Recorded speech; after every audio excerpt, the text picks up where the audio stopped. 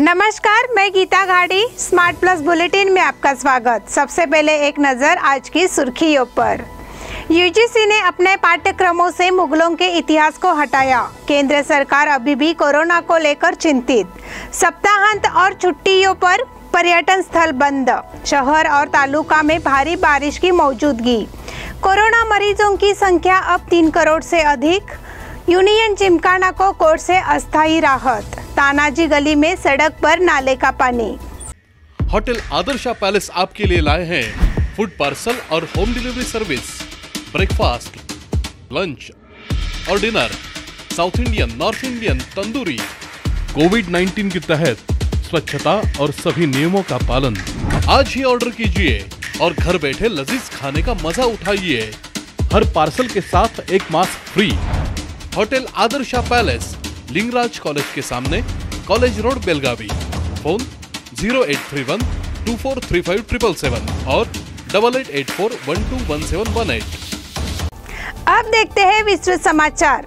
विश्वविद्यालय अनुदान आयोग ने मुस्लिम हमलावरों के इतिहास को इतिहास के पाठ्यक्रम से बाहर करने का फैसला किया है। पूर्व स्नातक पाठ्यक्रमों का इतिहास अब अकबर और मुगलों की तुलना में महाराणा प्रताप और सम्राट विक्रमादित्य के इतिहास पर अधिक ध्यान केंद्रित करेगा। यूजीसी ने एक नया इतिहास पाठ्यक्रम विकसित किया है। यह उन मुस्लिम आक्रमणकारियों की तुलना में भारतीय शासकों के प्रदर्शन और उनके गौरवशाली इतिहास पर अधिक प्रकाश डालेगा, जिन्होंने भारत पर आक्रमण किया और इसकी कई संरचनाओं को ध्वस्त किया। हिस्ट्री ऑफ इंडिया के तहत बताया गया इतिहास अब अकबर और मुगलों की जगह हिंदू शासकों राणा प्रताप और हेमू विक्रमादित्य के पराक्रम को रेखांकित करेगा। आइडिया ऑफ इंडिया भारत में राजनीतिक मुद्दों की तुलना में नए पाठ्यक्रम में धार्मिक मुद्दों पर अधिक ध्यान केंद्रित करता है। वसुधैव कुटुंबकम की अवधारणा पर एक नया प्रस्तावित पाठ्यक्रम होगा। इसके जरिए ग्रेजुएशन से पहले छात्रों को धर्म के बारे में जानकारी देने का प्रयास किया जाएगा। केंद्र सरकार अभी भी कोरोना को लेकर चिंतित। कोरोना की दूसरी लहर के थमने के साथ ही देश भर में कई राज्यों में पाबंदियों में ढील की तस्वीर सामने आ रही है। हालांकि कई नागरिक इस रियायत का फायदा उठा रहे हैं और कोरोना नियमों के उल्लंघन की संख्या बढ़ती ही जा रही है। केंद्र सरकार ने सभी राज्यों को चेतावनी दी है कि जिन क्षेत्रों में कोरोना नियमों का उल्लंघन किया जाएगा वहां सख्त तालाबंदी की जाएगी। हालांकि राज्यों को लेन देन फिर से शुरू करने की अनुमति दी गई है, लेकिन पत्र उन्हें याद दिलाता है कि ऐसा करने में यह सुनिश्चित करना अनिवार्य है कि कोरोना मानदंडों का उल्लंघन नहीं किया गया हो। पत्र में चेतावनी दी गई है कि यदि कोरोना नियमों का पालन नहीं किया गया तो क्षेत्र को फिर से बंद कर दिया जाएगा। सप्ताहांत और छुट्टियों पर पर्यटन स्थल बंद। फिलहाल बरसात का मौसम शुरू हो गया है, इसलिए पर्यटक कई जगहों पर जा रहे हैं। हाल ही में आए कोरोना संकट के बाद अब पर्यटक वर्षा पर्यटन की तलाश में है। इसलिए बेलगाम जिले में कई जगहों पर पर्यटकों का आना जाना शुरू हो गया है। हालांकि भीड़ को नियंत्रित करने के लिए केंद्र और राज्य सरकारों के सीधे निर्देश के चलते बेलगाम के जिला कलेक्टर ने छुट्टियों पर पर्यटन स्थलों को बंद करने का फैसला किया है। इसलिए जो नागरिक पर्यटन के लिए जाना चाहते हैं या सप्ताहांत मनाना चाहते हैं, उन्हें प्रतिबंधों का पालन करना होगा। इसलिए सप्ताहांत पर यात्रा रद्द करने का समय आ गया है। शहर और तालुका में भारी बारिश की मौजूदगी। बेलगाम शहर और तालुका क्षेत्र में बारिश की मौजूदगी के कारण शहरवासियों का दैनिक जीवन ठप हो गया है। लगातार हो रही बारिश से शहर में मौसम बदल गया है और दिन भर हवा में ठंडक रहती है। भारी बारिश की शुरुआत से किसानों को राहत मिली है और खेती की गतिविधियां शुरू हो गई है। शुरुआत में बारिश अच्छी रही, हालांकि लंबी बारिश के कारण किसानों को दुहेरी बुआई के संकट का सामना करना पड़ा। कई जगहों पर किसानों ने दोहरी बुआई भी की थी। पिछले 3 दिनों से लगातार बारिश हो रही है। गुरुवार को दिन भर हुई भारी बारिश से किसानों के लिए अनुकूल माहौल बन गया है। शहर में गुरुवार को पूरे दिन बारिश शुरू हो गई। नतीजतन शहर में छतरियों और रेनकोट का उपयोग करने वाले नागरिकों की संख्या में वृद्धि आई है। कोरोना मरीजों की संख्या अब 3 करोड़ से अधिक। देश में कोरोना की दूसरी लहर का कहर कम होता जा रहा है।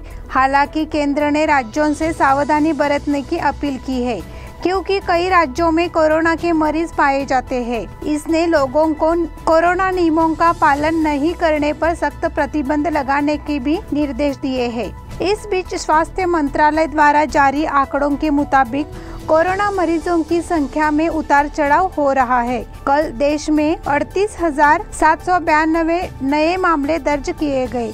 पिछले 24 घंटों में 41,806 नए कोरोना मरीज मिले हैं। देश में एक दिन के दौरान 41,806 नए कोरोना मरीज दर्ज किए गए हैं। 39,130 मरीज कोरोना से ठीक हुए हैं। साथ ही 581 मरीजों की कोरोना से मौत हो चुकी है। देश में अब तक 3,09,87,880 कोरोना मरीज मिल चुके हैं। 3,01,43,850 मरीज कोरोना से ठीक हो चुके हैं। कोरोना से 4,11,989 मरीजों की मौत हो चुकी है। देश में इस समय 4,32,041 संक्रमित मरीजों का इलाज चल रहा है। यूनियन जिमखाना को कोर्ट से अस्थायी राहत। यूनियन जिमखाना प्राइवेट लिमिटेड बेलगाम की सबसे पुरानी और सबसे प्रतिष्ठित खेल संस्था आकस्मिक सीमा में अन्य प्रतिष्ठानों के साथ खेल निकायों, स्कूलों, टीमों और क्लबों को खाली करने के केंद्र के आदेश के बाद उन्माद में थी। हाईकोर्ट ने यूनियन जिमखाना समेत कर्नाटक के कई संस्थानों को 2 अगस्त तक के लिए स्थगित कर दिया है। नतीजतन गुरुवार को केंद्र सरकार के डिफेंस एस्टेट बेंगलोर की ओर से सुधीर और बेलगाम कैंटोनमेंट बोर्ड की ओर से इंजीनियर सतीश मन्नूरकर ने 15 तारीख की सुबह उन्होंने यूनियन जिमखाना का दौरा किया और मैनेजर महंतेश देसाई से चर्चा की। इस समय उन्होंने संगठन के कार्यकारी बोर्ड के सदस्यों से कहा कि हम आगे की कार्रवाई के लिए आगे आएंगे। बेलगाम के खेल प्रेमी देख रहे हैं कि कुर्सी के लालच में आए बिना यूनियन जिमखाना को जल्द से जल्द कैसे बचाया जाए। तानाजी गली में सड़क पर नाले का पानी। तानाजी गली के सामने नाले में कचरा फंसने से बारिश का पानी सड़क पर बह रहा है। नतीजतन यहां से गुजरने वाले लोगों को बदबू का सामना करना पड़ रहा है। निगम के कर्मचारियों द्वारा नालों की सफाई नहीं होने से पिछले 4 दिनों से नाले में बारिश का पानी भर गया है। इस सड़क से जहां 2 पहिया और 4 पहिया वाहन गुजर रहे हैं, वहीं नागरिकों पर पानी बरस रहा है। इसके चलते यहाँ के नागरिकों और रिक्शा स्टैंड पर रिक्शा चालकों ने शिकायत की है। इस बुलेटिन के अगले समाचार छोटे से ब्रेक के बाद। होटल आदर्शा पैलेस आपके लिए लाए हैं फूड पार्सल और home delivery service, breakfast, lunch और dinner, south Indian, north Indian, tandoori. कोविड-19 के तहत स्वच्छता और सभी नियमों का पालन। आज ही ऑर्डर कीजिए और घर बैठे लजीज खाने का मजा उठाइए। हर पार्सल के साथ एक mask free. Hotel Adarsha palace, Lingaraj college के सामने, कॉलेज रोड, बेलगावी। फोन 0831243577 और 8884121718।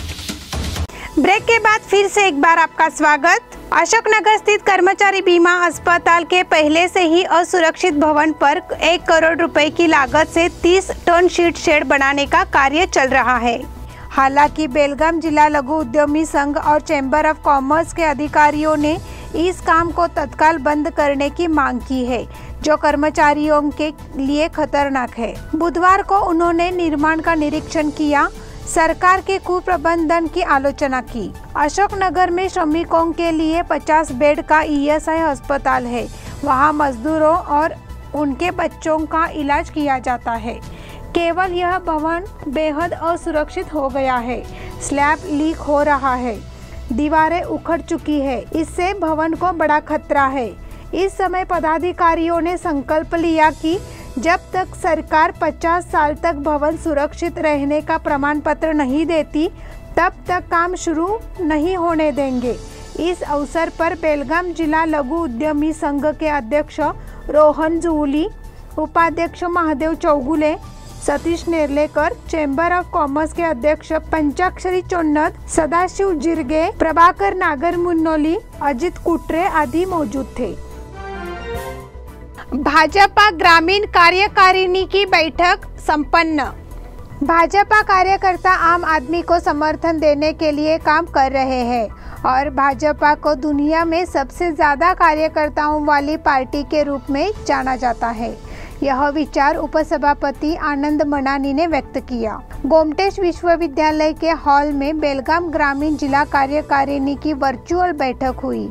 उद्घाटन के मौके पर ममानी बोल रहे थे। इस मौके पर भाजपा ग्रामीण जिलाध्यक्ष पूर्व विधायक संजय पाटिल ने बोलते हुए कार्यकर्ताओं की तारीफ की। विधायक महंतेश दौडगौडर, राज्य के मुख्य सचिव महंतेश तेंगिनकाई, विधायक महादेवप्पा यादव, प्रकाश अक्कलकोट, उज्ज्वला बडवानाचे, महेश मोहिते, संदीप देशपांडे, मल्लिकार्जुन मदमन्नावर ने मार्गदर्शन प्रदान किया। पूर्व मंत्री शशिकांत नाईक, युवराज जाधव, प्रेमा भंडारी, बसवराज हिरेमठ, गुरु मेटकुट, संजय कांची, प्रमोद कोचेरी और अन्य कार्यकर्ता मौजूद थे। एफ.एस. सिद्धगौडर द्वारा होस्ट किया गया और सुभाष पाटिल द्वारा स्वागत किया गया। रत्ना गोधी ने धन्यवाद ज्ञापित किया। विजयनगर में वॉल्व की मरम्मत का काम पूरा। विजयनगर में साईं मंदिर के पास एक वॉल्व में एक लीकेज की मरम्मत मंगलवार रात 9 बजे पूरी की गई। इससे बुधवार से शहर में नियमित जलपूर्ति का रास्ता साफ हो गया। गुरुवार से शहर में पानी की आपूर्ति सुचारू हो जाएगी। अचानक हुए लीकेज से 4 घरों में पानी भर गया। L&T कंपनी के कर्मचारी मंगलवार रात 9 बजे तक मरम्मत कर रहे थे। इसके बाद बुधवार को पता चला कि पाइपलाइन से पानी फिर लीकेज हो रहा है या नहीं। कंपनी के अधिकारियों ने बताया कि गुरुवार से शहर में पानी की आपूर्ति बहाल कर दी जाएगी। अलारवाड में बुधवार को पाइपलाइन लीक होने लगा। L&T कंपनी ने मरम्मत का काम शुरू कर दिया है। बारिश के कारण लीकेज कहां से शुरू हुआ यह स्पष्ट नहीं हो सका है। नतीजतन उत्तरी क्षेत्र के कुछ हिस्सों में पानी की आपूर्ति बाधित हो गई है। बकरी ईद को नियमों का पालन करने का निर्देश। बकरी ईद अगले हफ्ते मनाई जाएगी। सावधान रहे कि इस दौरान कोरोना नियमों का उल्लंघन न करें। नगर निगम ने बूचड़खानों के संचालकों से अपील की है कि वे सरकार द्वारा प्रतिबंधित पशुओं को न मारने में सावधानी बरतें। नगर स्वास्थ्य अधिकारी डॉक्टर संजय डुमगोल के कमरे में बैठक हुई। राज्य में गौ हत्या पर प्रतिबंध लगा दिया गया है, इसलिए बकरी ईद के दौरान इस कानून का पालन करना चाहिए। त्योहार के मौके पर भीड़ न हो, इसका ध्यान रखा जाए। कोरोना नियमों का कड़ाई से पालन किया जाए, यह सुझाव दिया गया। कसाई खाना संचालक ने इसके लिए हामी भर दी है। पर्यावरण विभाग सहायक कार्यकारी अभियंता हनुमंत कलादगी, इंजीनियर आदिल खान पठान, कर्मचारी आनंद पिपरे आदि शामिल थे। कनकुंबी चेक पोस्ट पर प्रवासियों का निरीक्षण। एहतियात के तौर पर पड़ोसी गोवा और महाराष्ट्र में कोरोना के डेल्टा वेरिएंट पाए गए हैं और खानापुर तालुका में चोरला हाईवे पर एक चेक पोस्ट स्थापित किया गया है। चोरला से कर्नाटक में प्रवेश करने वाले सभी प्रवासियों की जांच की जाएगी।